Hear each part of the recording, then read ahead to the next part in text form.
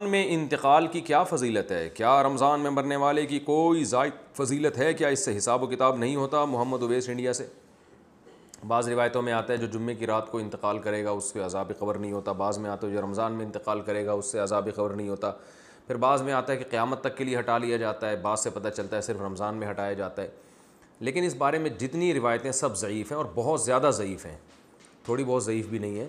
تو بعض علماء نے دیکھا کہ چلو روایتیں ہیں، اللہ کی رحمت سے امید کی جا سکتی ہے کہ بخشش ہو جائے گی، لیکن حقیقت جو ہے نا دلائل کی قوت کی روح سے ان روایتوں میں جان نہیں ہے۔ تو اس لیے جو ہے وہ اللہ کی رحمت سے تو دیکھیں کچھ بھی امید لگائی جا سکتی ہے، لیکن اگر ہم اللہ کی طرف منسوب کر کے کہیں اللہ کی طرف یقینی طور پر، تو اسی بات کی نسبت کی جائے گی جو اللہ کے رسول نے کہی ہے، اور جو اللہ کے رسول سے ہم تک صحیح سند کے ساتھ پہنچی ہے اس بات کی نسبت تو کی جائے گی۔ اس کے علاوہ نسبت کرنے میں جو ہے نا میری رائے تو یہ کہ احتیاط سے کام لینا چاہیے۔ البتہ یہ ضرور ہے کہ جو بھی مقدس جگہیں ہوں، مقدس مقامات ہوں، تو ان مقدس جگہیں اور ان مقدس مقامات میں موت کی ویسے ہی ایک فضیلت ہے۔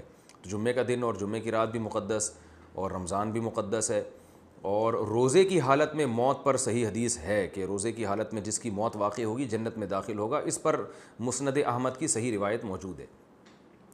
تو اور رمضان میں اگر کوئی کسی کی موت واقع ہوتی ہے تو ہم اللہ کی رحمت سے امید کر سکتے ہیں کہ اس پر رحمت زیادہ ہوگی، جیسے مدینہ میں موت ہے، مکہ میں موت ہے، یا جنت البقیع میں دفن ہونا، یہ سب فضیلت والی چیزیں تو اللہ کی رحمت سے امید کی جا سکتی ہے۔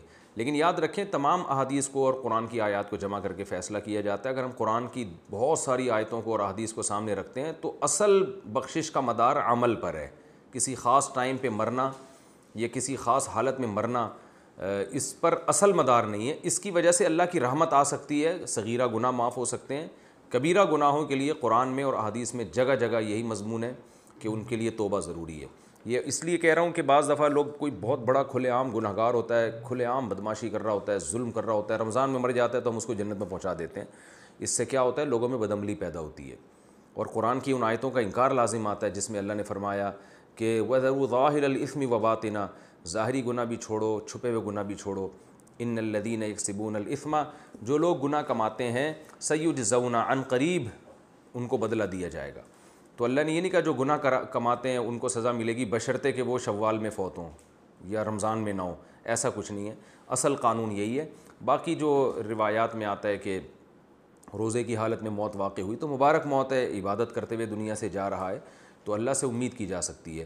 لیکن اصول اور ضابطہ بہرحال یہی ہے کہ جب تک گناہوں سے توبہ نہیں کرے گا بخشش نہیں ہوگی۔ تو اس میں صغیرہ گناہ مراد ہوتے ہیں۔ دخل الجنہ کا مطلب یہ کہ اس کے اگر صغیرہ گناہ جو بہت کثرت سے تھے، رکاوٹ بن رہے تھے، تو اللہ اس کو صغیرہ گناہوں کو معاف کر کے جنت میں داخل کر دے گا، یہ اللہ سے امید ہے۔ تو خلاصہ یہ نکلا کہ روزے کی حالت میں موت اگر ہوتی ہے تو اس کی فضیلت تو صحیح حدیث میں واقع ہوئی ہے۔ خاص رمضان میں موت واقع ہونا یا جمعے کی رات کو موت واقع ہونا، اس کی فضیلت کسی صحیح حدیث میں نہیں ہے، نہ لیلۃ القدر میں موت کی فضیلت کسی صحیح حدیث میں ہے۔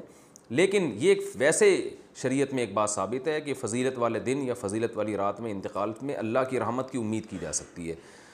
البتہ بعض علماء دوسری طرف بھی گئے ہیں تو اختلافی مسئلہ ہے۔